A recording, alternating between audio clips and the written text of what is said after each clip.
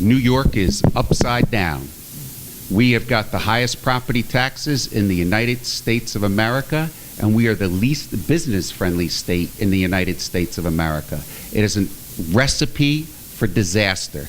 We've lost close to 400,000 people in the past 3.5 years here in New York State, including some real good doctors.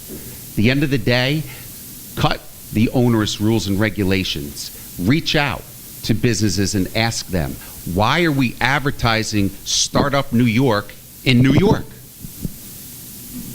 That's why, I mean, it's $200 million has been spent on that advertising campaign. It's a political ad. You know that, and I think I know that. But at the end of the day, we have to create jobs. This is a matter of keeping roofs over the people's heads and food on the kids' food on the kids' tables. You know what?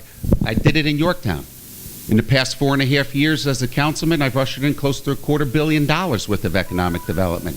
Costco, the revitalization of the Jefferson Valley Mall, the state-of-the-art sports complex, and the 30,000 square foot Mount Kisco Medical Group. Well, you're right. We're going to hell in a handbasket, and there's no question about that. I had the honor and privilege of serving on the Regional Economic Development Council throughout the state of New York, and that created hundreds of millions of dollars in jobs throughout all of the regions of New York State. At the end of the day, we need to incentivize our businesses to stay and grow in New York. Some of that has been done, and it's been done, in kind of a halfway fashion. I think what we need to do is we need to incentivize growth. We need to incentivize individuals to come to New York, and not just to stay in New York.